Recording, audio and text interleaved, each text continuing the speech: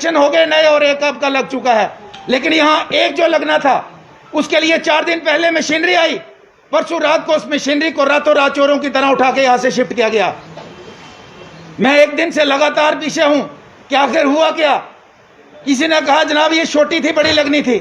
मैं ये पूछना चाहता हूं कि जब टेंडर होता है तो टेंडर में आज 1 रुपए का ना ज़्यादा काम कर सकता है कोई, ना कम कर सकता है। ये कैसे हो सकता है कि छोटी मशीनरी आ जाए और बड़ी की जगह छोटी लगाए या छोटी की जगह बड़ी लगाए? ये कैसे हो सकता है? क्या उधमपुर के लोगों को आपने बेवकूफ़ समझ रखा है? हमें भेड़ बकरी समझ रखा है कि कोई बोलेगा नहीं तो आप जिस तरीके से मर्जी काम चलाएंगे? ये जवाब दें। आज उधमपुर भी जितनी भी मौतें हो रही हैं, ये रिकॉर्ड में हॉस्पिटल में 3-4 मौतें, लेकिन बाहर जो मौतें हो रही हैं, जो लोग डर से आज हॉस्पिटल में नहीं आते क्योंकि आपके पास कोई इंतजाम नहीं। आपको पूछना होगा, आपको जवाबदेह बनाना होगा। और मैं उन अफसरों को भी कहना चाहता हूं जो ऑफिसर ये सोचते हैं कि जितेंद्र सिंह जी की चिपचाकरी करके यहां से उनको संदेश भेज देंगे, चिट्ठी लिख देंगे कि सब कुछ ठीक चल रहा है, गलतफहमी का शिकार हैं। वो गलतफहमी का शिकार हैं। हमारे लोगों की यहां जान जा रही है, हमारे लोग तड़पते हुए मर रहे हैं यहाँ पे ऑक्सीजन के लिए, हाई फ्लो ऑक्सीजन के लिए, और आप यहाँ सिर्फ चिमचागिरी करके यहाँ पे सरकार को खुश करके हमारी मौतों का यहाँ तांडव देखोगे। पत्रकार वार्ता को लेके पहला तो जिस तरह से परसों देविका में जम्मू उधमपुर के इतिहास में पहली बार 3 अधजले शव पानी के बहाव में बह गए, एक तो मुद्दा ये है, एक तो इम्पोर्टेंट इशू ये है, और दूसरा परसों रात को ही हमारे जिला उधमपुर से हमारे ऑक्सीजन जनरेटर प्लांट के लिए आई हुई मशीनरी एक दिन वहाँ पड़ी और दूसरे दिन रातों रात उसको उठा के कहीं शिफ्ट कर दिया। दोनों इंपॉर्टेंट इशू हैं।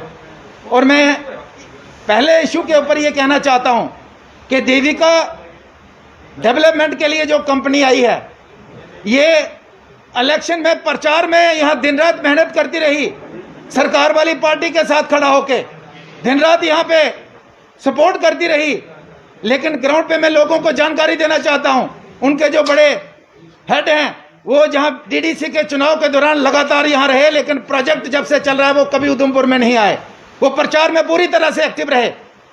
मैं कहना चाहूँगा कि आज ये प्रोजेक्ट कहते जी रुड़की से बना है, तो रुड़की से यही प्रोजेक्ट है कि इतिहास में पहली बार उधमपुर के अधजले शव जो है पानी में बह गए।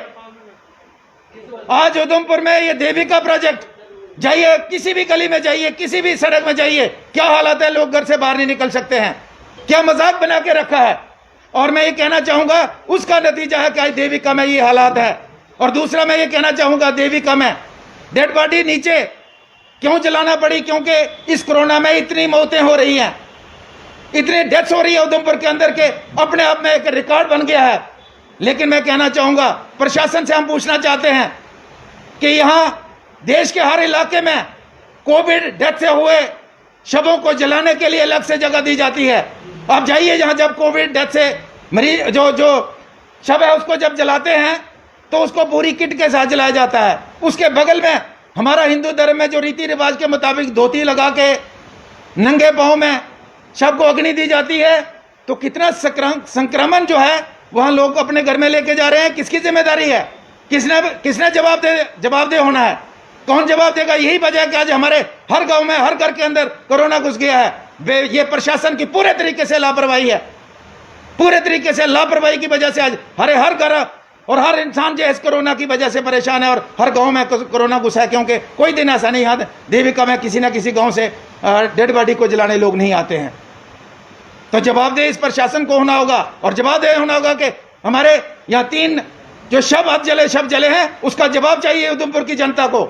और कोविड का आज तक यहाँ पे अलग से उन लाशों को अलग से जलाने के लिए व्यवस्था क्यों नहीं की गई?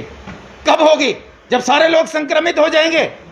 दूसरा मैं कहना चाहूंगा कि इस प्रशासन और सरकार की सीरियसनेस, हमारे लोगों के प्रति जो इसका रवैया है, इससे अंदाजा लगाया जा सकता है कि आज कठुआ के अंदर 3 जो आपके ऑक्सीजन जनरेटर प्लांट जो है वो 2 सैंक्शन हो गए नए और एक आपका लग चुका है, लेकिन यहाँ एक जो लगना था उसके लिए 4 दिन पहले मशीनरी आई।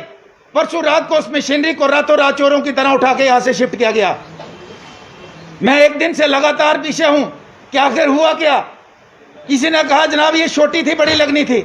मैं ये पूछना चाहता हूँ कि जब टेंडर होता है तो टेंडर में आज 1 रुपए का ना ज्यादा काम कर सकता है कोई, ना कम कर सकता है। ये कैसे हो सकता है कि छोटी मशीनरी आ जाए और बड़ी की जगह छोटी लगाए, या छोटी की जगह बड़ी लगाए? ये कैसे हो सकता है? क्या उधमपुर के लोगों को आपने बेवकूफ़ समझ रखा है, हमें भेड़ बकरी समझ रखा है कि कोई बोलेगा नहीं तो आप जिस तरीके से मर्जी काम चलाएंगे? ये जवाब दें। आज उधमपुर भी जितनी भी मौतें हो रही हैं, ये रिकॉर्ड में हॉस्पिटल में 3-4 मौतें, लेकिन बाहर जो मौतें हो रही हैं, जो लोग डर से आज हॉस्पिटल में नहीं आते क्योंकि आपके पास कोई इंतजाम नहीं है। वहाँ आप झूठे वेंटिलेटर पे लगाते हो। जब आपकी ऑक्सीजन 40 से 50 रहती है तब आपको वेंटिलेटर चाहिए होता है। वेंटिलेटर का मतलब है कि आपके लंग्स जो है ईयर को प्यूरिफाई करके ऑक्सीजन आपके शरीर को नहीं देते हैं, तो वेंटिलेटर पे हाई फ्लो ऑक्सीजन दी जाती है। जो आपके शरीर को चाहिए वो वहां से हाई फ्लो ऑक्सीजन दी जाती है, लेकिन यहाँ पे वेंटिलेटर पे लगाया है, लटाया है, और वो जो सिलेंडर जो ऑक्सीजन वाले लोकल सिलेंडर लगा के रखे हैं, लोगों को बताया ये जाता है कि आप वेंटिलेटर पे हो, लेकिन हाई फ्लो ऑक्सीजन तो मिलती नहीं है, जिसकी वजह से डेथ्स होती है यहाँ पे। और इन डेथ का जिम्मेदार कौन है? प्रशासन को जवाब देना होगा।